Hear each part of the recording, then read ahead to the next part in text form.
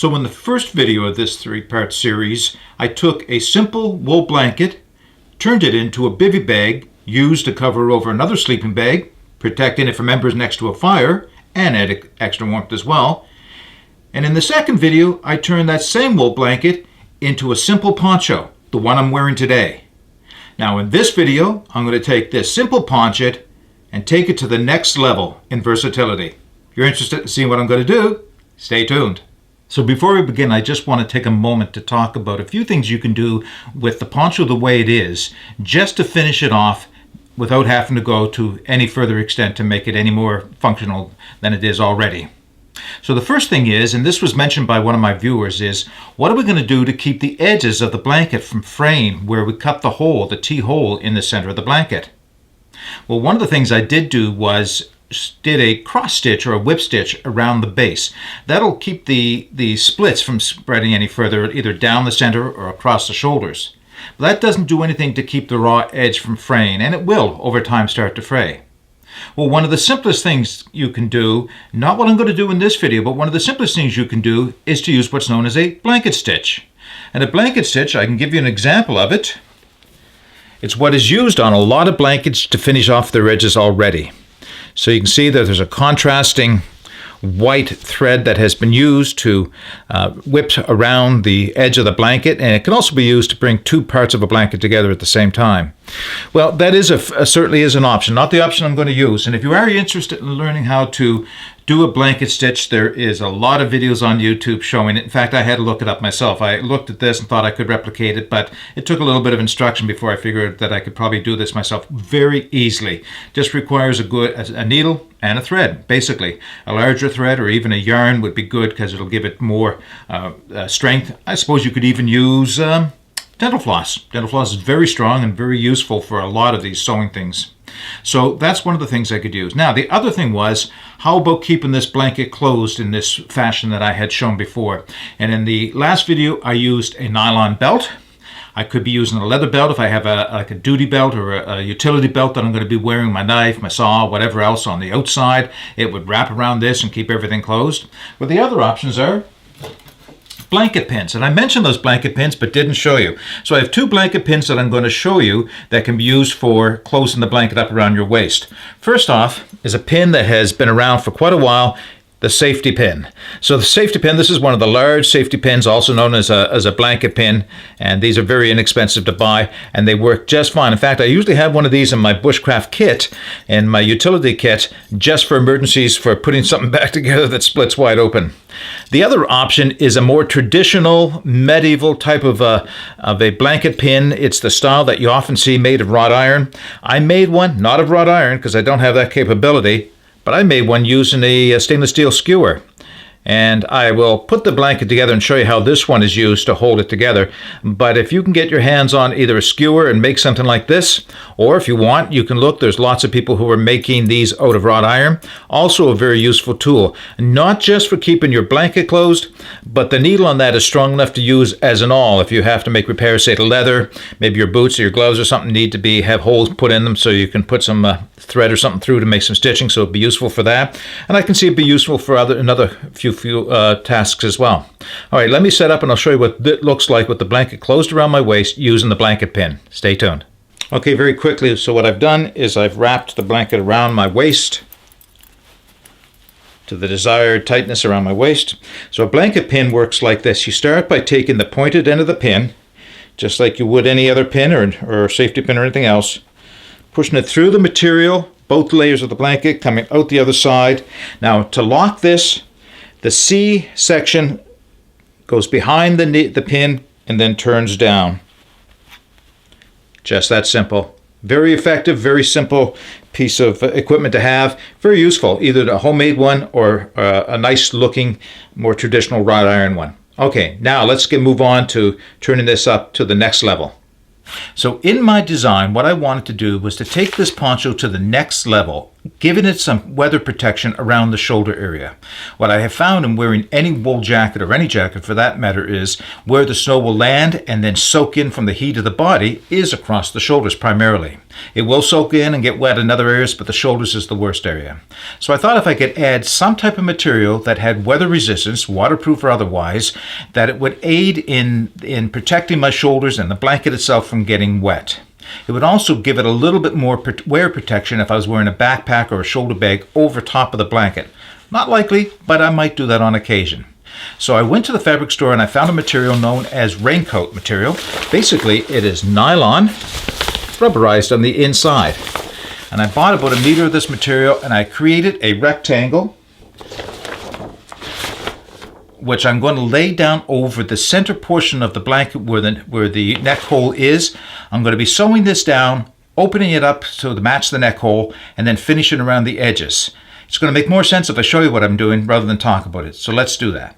Okay, so I'm going to be doing the actual sewing off camera. But in order to make this work, and it took me a while to figure out how I might want to do this, I have to, with a needle and thread, just throw a few tacks across the opening to kind of pull everything back together. I am then going to take this square of material, lay it down, figure out exactly where I want it on the blanket. I'll pin it down and sew around the edge. Now, I'll turn the blanket over. I will sew around that opening that's underneath here now. And then I'll be able to open it up with a pair of scissors after the fact. It's the best way I can figure out how to do this.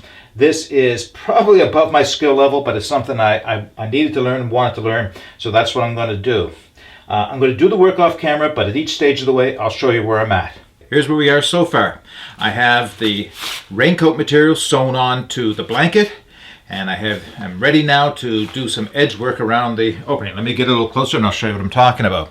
So I don't mind telling you that when sewing this on was a lot of work. It wasn't that it was difficult work, it's just that it took a lot of pinning because you have a stretchy material, the blanket, or a somewhat stretchy material, and a material that has no stretch at all laying on top of it.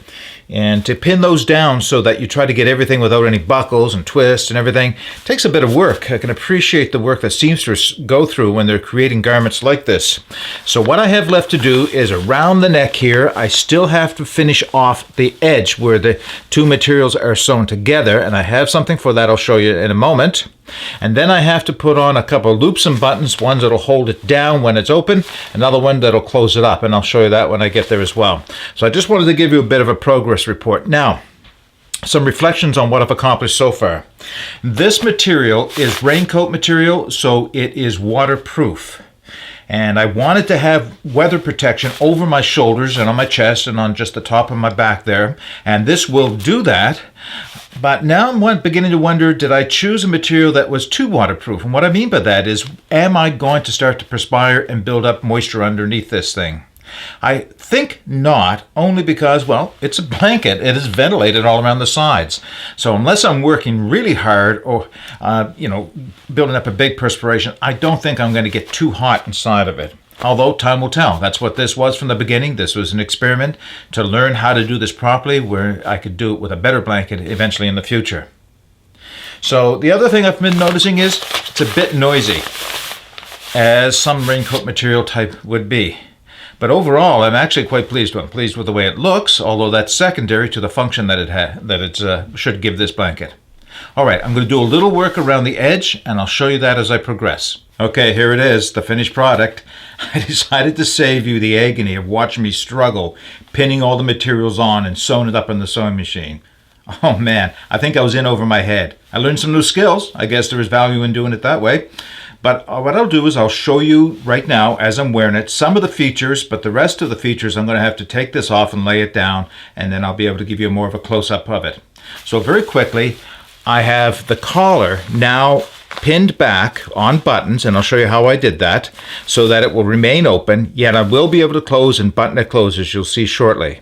So those are the primary things, and what I really want to show you here, and this is probably what I struggled with the most, is around the edging. I'm using a thing called a bias tape, which I needed some expert instruction, at least to show me how to do it, to put this on. I've got some thoughts on that, but I want to show you the rest of the poncho, and then we'll get to talking about some of the pros and cons and what you might do or what I might do differently. All right, let me set it up on the floor. I'll give you a little detail on what I've done, and then we'll finish this video off. Okay, a bit of a close-up of the poncho with the collar folded back. So what you can see I've done here is I've tied or sewn a button here with a small loop of paracord sewn on so that I can fold the collar back when I'm wearing it. Same thing on this side. I'll undo those. And you'll see that there's two buttons at the back of the neck, right directly behind the neckline. And what those are there for is so that I can close these over. And I position the buttons so that it created a bit of a draw. And what I mean by that is that I wanted to make sure that as best I could, I closed up any gap here so that it's going to pull a little bit on the blanket, and that was intentional. I'll button those close. And then there's one more across the center of the split down the chest. And now the blanket is closed up so that I can return it into blanket function. So there's very little, if any, heat loss coming out through the edging here. Now, let me open that back up.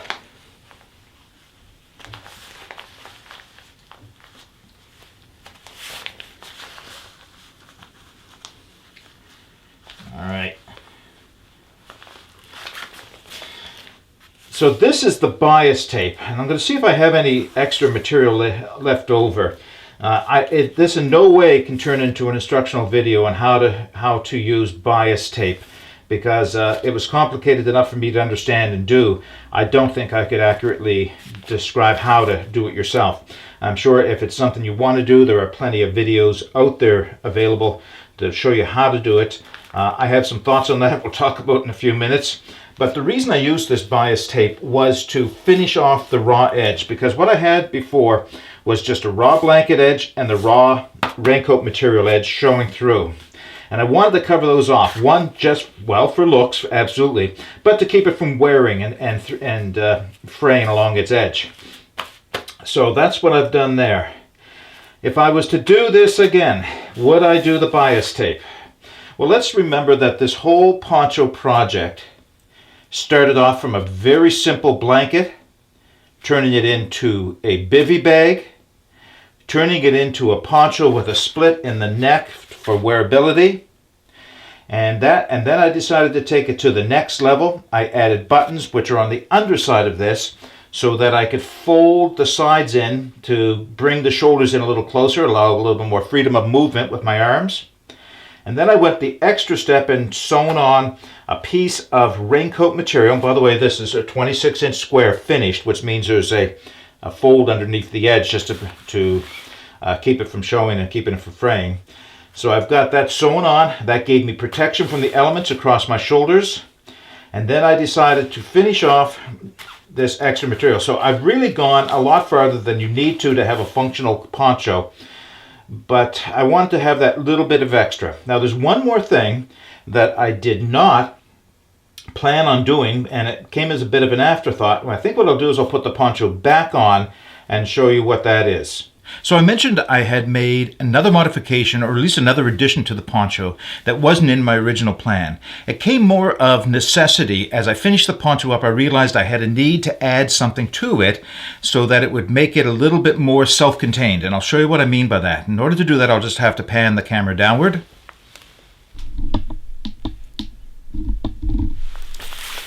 I added a pocket. Now, that may have been self-evident to most people that, well, sure, yeah, pocket makes a lot of sense to have on the poncho. I hadn't intended on doing that. I had talked about maybe having like a poncho type pocket or a hoodie type pocket with the hands you can slide inside. I decided not to do that. I just thought it would overcomplicate the project.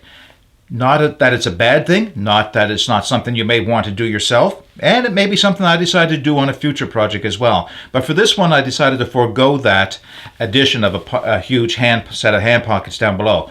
But what I did is I created a small 4-inch by 6-inch pocket here, and the reason, with a flap with Velcro, the reason is when this is used as a bivy bag, I have bank line that I lace through the edges of the blanket from the foot and halfway up the side. I have to do something with that bank line when it's in blanket mode or poncho mode. So that's what this is for. And then I realized it served an extra function. So open it up.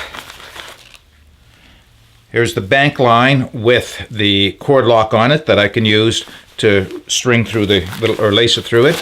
But also, blanket pin. And one more thing in here. And that is a Night Eyes Mini S-Beaner. And I'll explain what I'm going to use that for in a minute. So these are just two things intended for the function of the blanket that now I have a place to store them. They don't take up any room. They're not getting in the way either when it's being used as a blanket or as a poncho.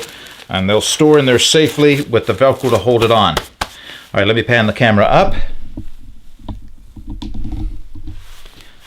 Now, why the Night Eyes S-Beaner?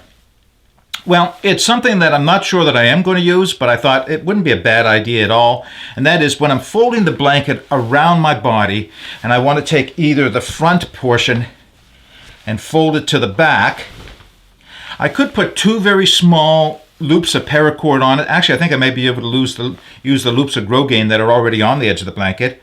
And I can string this through those two loops and hold it around behind me. Likewise, if I have a second one, and I don't right now, I could do the same thing when I bring the front panels around, or the back panel around to the front, so that it closes it in. So rather than use a blanket pin or a belt, I could use just these two little S-Beaners to keep everything closed. May not have the adjustability that a belt has. It depends on what clothing I'm wearing on it or under it. But two of these, very small, easy addition to have inside of my little poucher that I put on the front of this, just to give it just that extra versatility.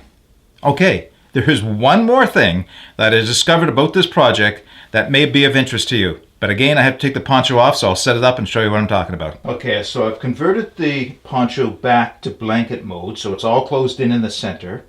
And I discovered this when I went to put this, or roll it up and put it away. I thought it would be great if I could roll it up so that that piece of raincoat material was on the outside, just giving a little bit of weather protection. So I flipped it over.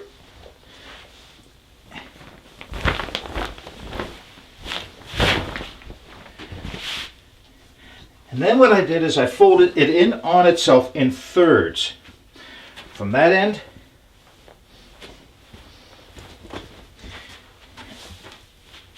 from this end, and then from the two sides.